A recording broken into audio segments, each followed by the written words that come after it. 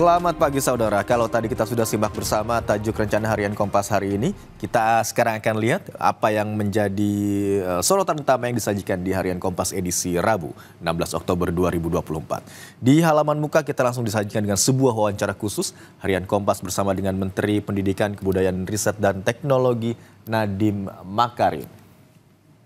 Terkait dengan transformasi pendidikan perlu dilanjutkan dengan gerakan bersama. Selama 10 tahun pemerintahan Presiden Joko Widodo yang mengusung nawacita, pembangunan sumber daya manusia menjadi prioritas. Setelah 5 tahun pertama fokus pada pembangunan infrastruktur, periode kedua menguatkan pembangunan SDM terampil, menguasai ilmu pengetahuan dan teknologi, serta berkarakter menyongsong Indonesia Emas 2045.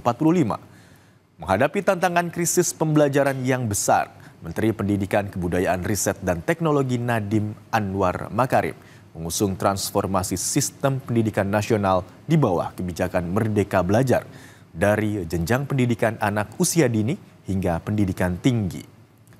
Perubahan radikal dan masif serta berfokus pada mutu dengan intervensi teknologi digital membuat sistem pendidikan nasional tangguh di masa pandemi dan mengakselerasi capaian.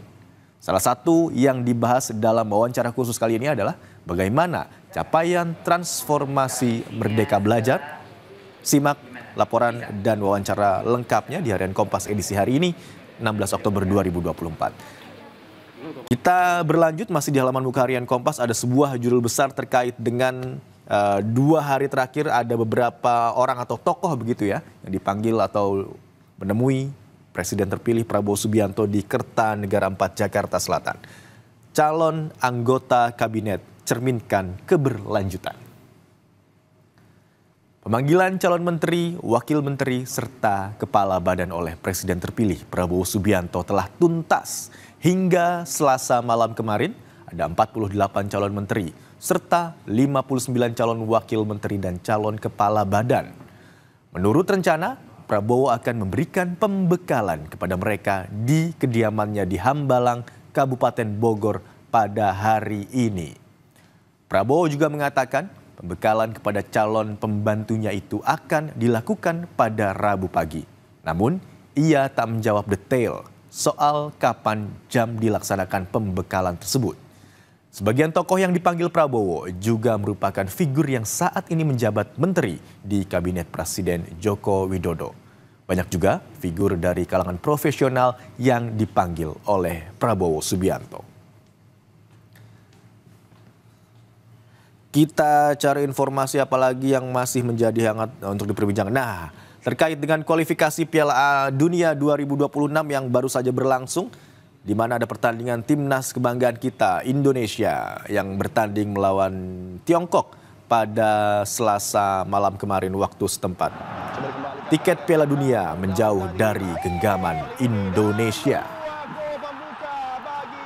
Gagal memenuhi target membawa pulang minimal 4 poin dari laga tandang kontra Cina dan Bahrain sepatutnya mengembalikan kesadaran PSSI dan pecinta tim nasional Indonesia. Skuad Garuda masih jauh dari level tim yang layak berpartisipasi pada ajang akbar Piala Dunia. Namun, target itu hanya menjadi sekedar harapan. Indonesia lengah pada penghujung laga melawan Bahrain, kemudian menelan kekalahan perdana di putaran ketiga dari Cina 1-2. Tim Naga mencetak gol pada babak pertama melalui Bahrain, Abdul Weli pada menit ke-21 dan Zhang Yuning pada menit ke-44. Sedangkan gol hiburan Indonesia dicetak oleh Tom Hai.